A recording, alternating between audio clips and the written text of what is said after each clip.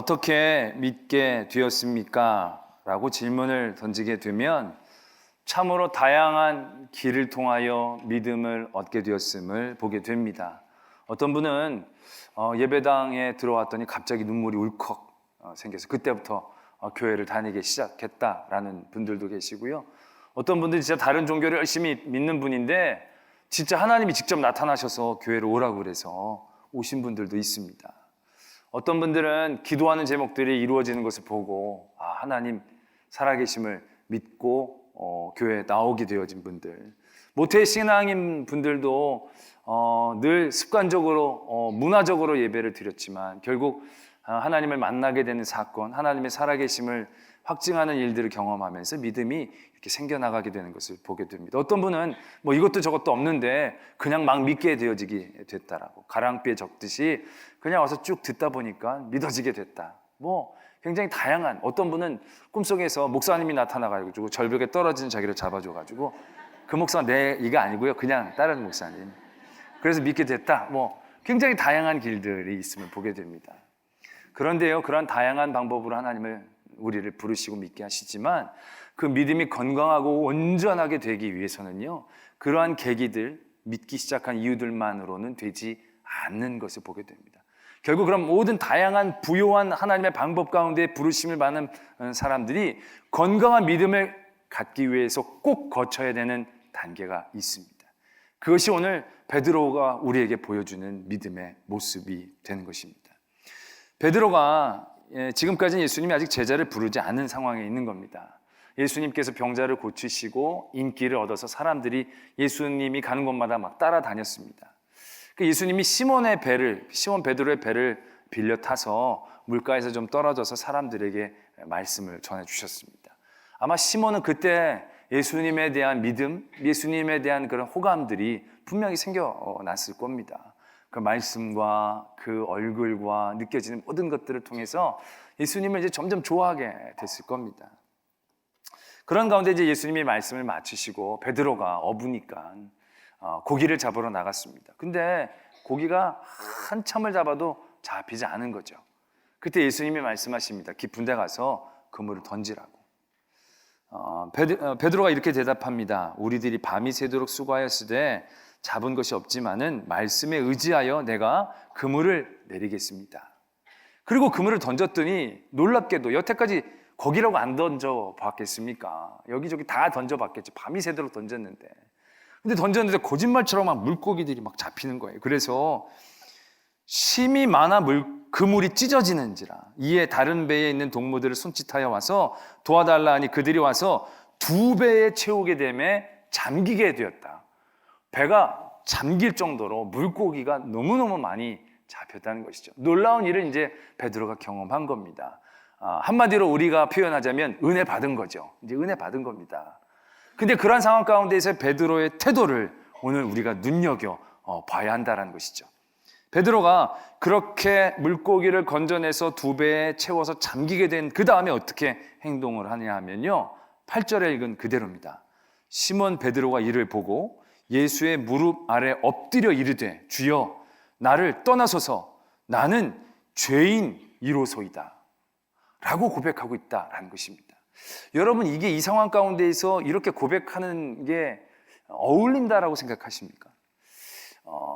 이렇게 큰 은혜를 받게 되면 제일 먼저 나온 게 뭐 예수님 정말 대단하십니다. 와 대박 막 이러고 예수님 감사합니다. 이거 내가 10분의 1은 예수님께 드리겠습니다. 뭐 감사나 찬양이나 감격이나 뭐 이렇게 기뻐하는 표현들이 그 다음에 이어지는 것이 오히려 자연스러운 것일 겁니다. 근데 베드로는 그렇게 하고 있지 않습니다. 그렇게 놀라운 일들 앞에 그는 그의 모습을 보게 되어지는 거죠. 그런 놀라운 은혜 앞에 그 은혜에 취해서 아예 이 물고기를 팔아다 뭘 할까 그런 생각으로 가득 찰 수도 있을 법한 그런 삶의 순간에 예수님 앞에 무릎 꿇습니다. 그리고 이렇게 얘기합니다. 나를 떠나소서 나는 죄인입니다. 예수님 옆에 있게 내가 너무 부끄럽고 너무 죄된 것을 깨닫습니다. 베드로가 다른 사람보다 더 많은 죄를 지었다라고 생각할 수 없습니다. 근데 베드로는 그걸 그 자리에서 깨닫게 되어진다라는 것입니다. 이것이 얼마나 소중하고 분명히 우리에게 필요한 단계인가를 우리는 알아야 합니다. 여러분, 믿는다는 건 은혜를 받는 겁니다. 믿는다는 건 복을 받는 거고요. 믿는다는 건 하나님이 승리도 주시고, 믿는다는 건 하나님의 큰 은혜 가운데에 세상을 향하여 큰 하나님의 승리를 선포할 수 있는 자리를 얻는 겁니다. 그러나 그런 것 모든 것에 앞서 믿는다는 것은요, 자기가 죄인임을 깨닫는 것입니다. 그 단계가 있지 않고서는 건강한 믿음이 되어질 수 없음을 오늘 예수님은 베드로를 통하여 우리에게 말씀하고 계신 것이다라는 얘기죠. 이스라엘 민족이 애굽에서 건짐을 받았습니다. 그 광야에서 40년 동안을 생활하지 않습니까? 우리는 그 광야에서의 40년의 세월을 훈련받은 세월이라고 얘기합니다. 훈련받았다, 우리는 그렇게 얘기합니다. 그렇다면 이스라엘 민족이 무엇에 대한 훈련을 받은 것입니까? 가나안 땅에 들어가기 위해 전투력을 키우는 훈련을 받은 것 아닙니다. 그런 것 하나도 적혀 있지 않죠. 이스라엘 백성들이 40년 동안 훈련을 받은 건 뭐에 대한 훈련이었냐면 하나님의 백성이 되기 위한 훈련, 믿음을 위한 훈련. 우리는 그렇게 얘기할 수 있을 것입니다. 그럼 그들을 잘 믿게 하기 위해 하나님의 백성이 되게 하기 위하여 어떠한 부분에서 중점적으로 훈련을 시키고 있는가를 봐야 합니다. 은혜를 받는 법, 기도를 하는 법, 하나님 앞에 제사를 드리면서 그 은혜를 누리는 법, 거기에 훈련의 중점적인 핵심이 있지 않습니다. 광야 40년 세월 가운데 가장 의미 있는 사건을 들라고 한다면 그건 십계명 사건입니다. 십계명. 하나님께서 그들에게 하나님의 말씀을 주시는 겁니다. 다른 여타의 민족들도 자연적으로 하나님의 은혜를 누리고 삽니다. 비도 내려주시고 볕도 쬐어주시고 여러 가지의 은혜들을 그들 나름대로 받게 됩니다. 그러나 이스라엘 민족만이 유일하게 받았던 하나님의 큰 은혜는 하나님의 말씀, 십계명이었다는 것이죠. 직접 하나님이 적어주시는 계명이라는 거죠. 근데 이 계명이 갖고 있는 힘이 뭡니까? 죄가 죄인 줄로 깨닫게 해주는 힘인 겁니다. 하나님께서 막 살았던 그들의 이스라엘 민족 가운데 선을 그어주시고 계신 것입니다. 선을 쫙 그어주셔서 여기를 넘어가면 이게 죄인 거다 라는 것을 가르쳐주고 계시는 것입니다. 이스라엘 민족이 애굽에서 살 때 대대로 내려오는 하나님에 대한 믿음도 있었겠죠. 그러나 그들을 지배하는 애굽 사람들이 믿는 신에 대해서도 그들의 마음은 큰 부담이 없었을 겁니다. 오히려 다다익선이라고 여러 신을 믿으면 나쁠 게 없었겠죠. 또 그들을 지배하는 사람들이 믿는 신인이 얼마나 힘이 있어 보였겠습니까? 그들에게 경배하고 그들의 신전을 짓는 일들 가운데 그들은 그렇게 큰 양심의 가책을 받지 않았을 것입니다. 어떻게 보면 그건 너무나도 당연한 일처럼 많은 사람들이 그렇게 여러 신들을 섬기면서 그들의 신들을 섬기면서 잘 살고 있는 것을 보게 되니까 당연한 줄 알았겠죠. 하나님은 근데 그게 아니라고 가르쳐 주시는 거죠. 그건 죄다 라는 걸 그들에게 깨닫게 주고 계신다는 것이죠. 그들은 이미 오랜 종살이를 통하여 죄가 무엇인지에 대한 감각이 무뎌졌어요. 죄를 느끼는 감각이 그들은 상처 입고 병들어 죄를 느끼지 못하는 가운데 그들이 노출되어져 있었다는 겁니다. 근데 하나님이 그 감각을 살려주고 계시는 거예요. 죄에 대한 감각을 그들에게 깨닫게 해주시는 거예요. 모든 날들을 그들은 그들의 삶을 위해 살았습니다. 그들의 삶을 위해서 그들의 모든 삶을 쓰고 소비하는데 그들은 전혀 죄책감이 없었습니다. 근데 하나님께서 말씀하십니다. 안식일을 거룩하게 하라.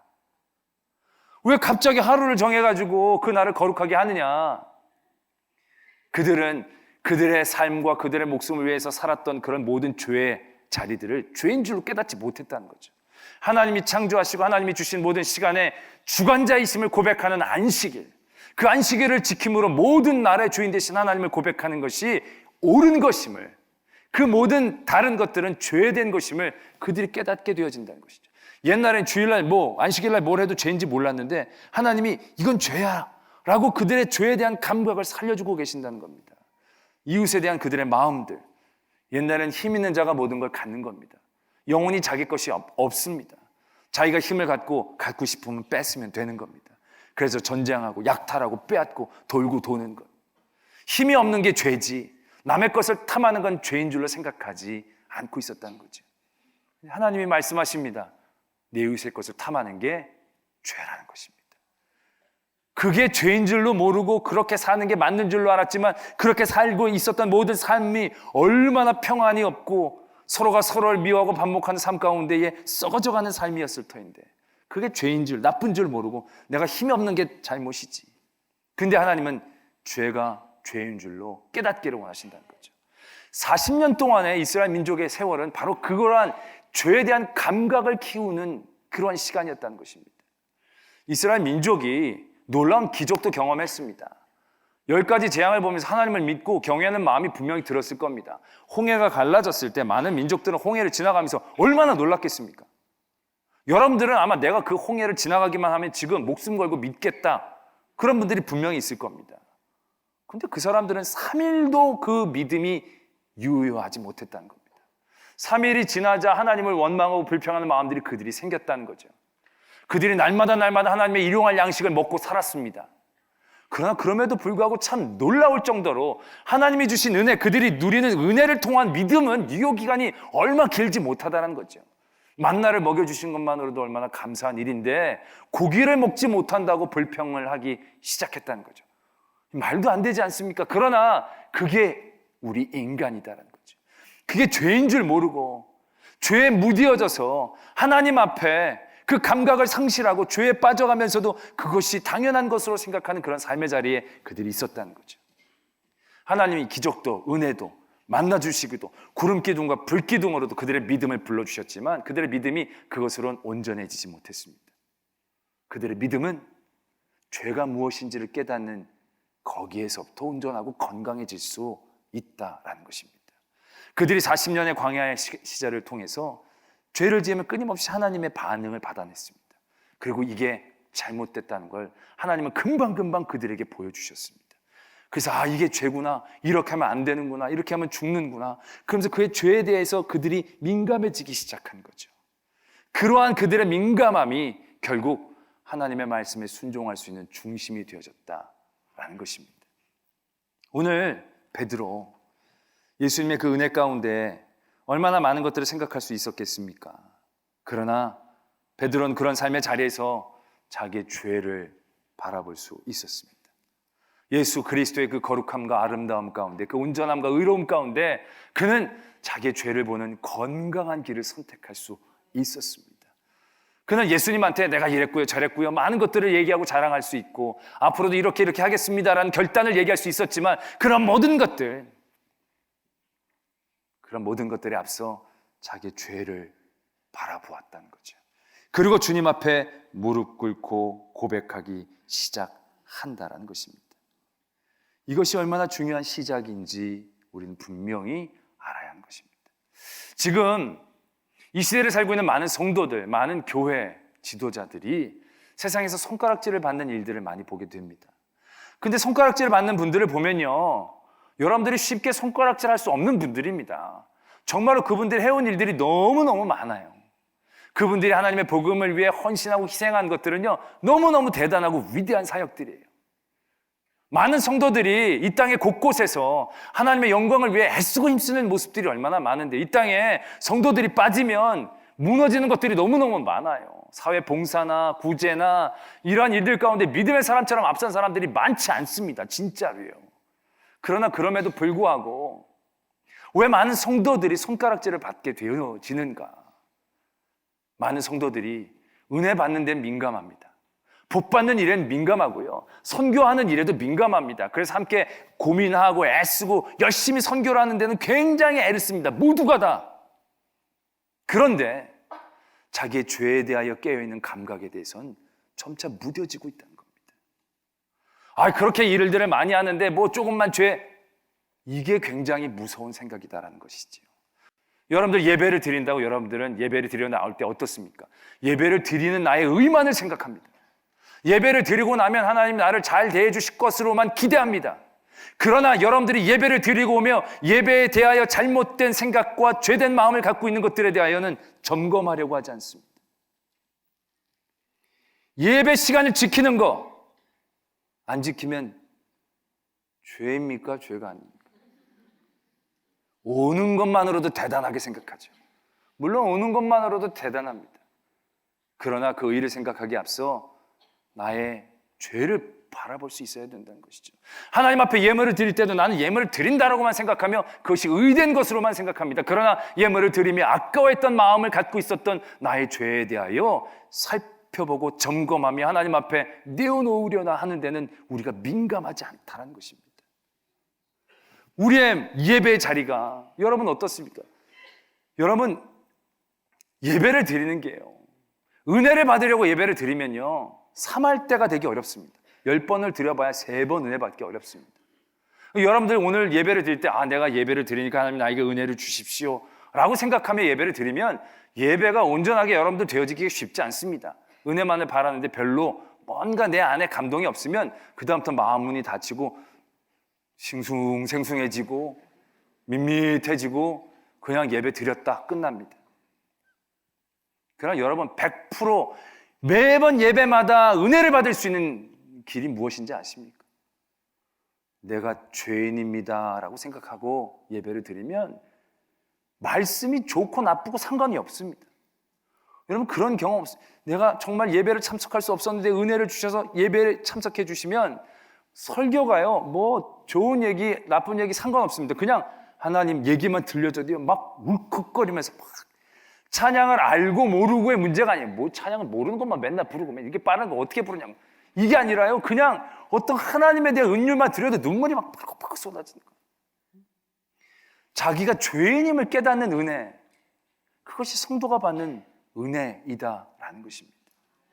그러나 우리가 이런 가운데 그러면 예수님 믿는 건 너무 불편한 것 아니냐, 이스라엘 민족이 잘 살았는데 하나님이 10계명 주셔가지고 그때부터 삶이 깝깝해진 거 아니냐, 우리도 예수님 믿고 죄가 죄인 줄로 깨닫게 된 다음부터 불편한 게 얼마나 많냐는 거죠. 옛날에는 그냥 속 시원하게 뒷담화하고 욕하고 막 시끄럽고 막 풀어버렸는데 미워하는 것도 살인이다. 그러니까 그 다음부터는 하고는 싶은데 할 수도 없고 답답해진, 주일날 어디 마음껏 놀러 다니고 싶은데 목사님이 주일날 빠지면 꼭 지옥 갈 것처럼 묘하게 얘기를 하니까 안식일을 지키지 않는 것에 대해 늘 어기면서도 부담감. 옛날에는 벌컥벌컥 마음대로 술을 마셨는데 예수님 믿고 나서부터는 이게 술 마시는 것도 안 마시는 건 힘들고 눈치 보면서 마시게 되는 거죠. 담배를 피는 것도 다 그렇다는 겁니다. 왜 이렇게 그럼 예수님 믿는 게 너무 불편한 거 아니냐, 깝깝해지는 거 아니냐. 여러분 그거 굉장히 잘못된 생각이십니다. 지난주에 제가 회개에 대한 말씀을 나누면서 뭐라고 했습니까? 회개는 내가 잘못한 것을 고백해서 벌을 면하는 수단과 과정이 아니라고 얘기 드렸죠. 회개는 그 죄 짓는 나의 마음, 그 나의 마음이 병들었음을 깨닫고 하나님 앞에 치유하도록 그 상한 심령을 내어놓는 치유의 과정이라는 말씀을 드렸습니다. 다윗이 밧세바와 잘못을 저지르고 나서 잘못을 깨달았으면 거기서 딱 끝나고 무릎 꿇고 회개했으면 거기서 어떻게 끝날 수도 있었을 것입니다. 그런데 그 죄에 대하여 그의 심령이 상해지고 죄에 대해 둔감해지기 시작했죠. 그래서 밧세바와의 잘못을 뛰어넘어 우리아를 죽이는 데에 있어서까지 그의 양심은 전혀 거리낌이 없었습니다. 우리아를 죽이고 나서도 나단 선지자가 그에게 찾아왔는데 그는 나단 선지자를 반겨 맞습니다. 그의 마음에 하나님의 선한 양심이 깨어 있었더라면 선지자가 왔을 때 뜨끔했을 겁니다. 뭔가 불안했을 것입니다. 근데 다윗은 전혀 불안하지 않았습니다. 나단이 여러 가지 얘기를 꺼내고 그게 자기 얘기인데도 자기 얘기인지 모르고 그 얘기에 빠져들었습니다. 얼마나 그 영혼이 병들어 상해버리고 썩어지고 있는가를 우리는 보게 되지 않습니까? 그때 다윗이 했던 회개는 무엇입니까? 벌 안 받는 그 정도가 아닙니다.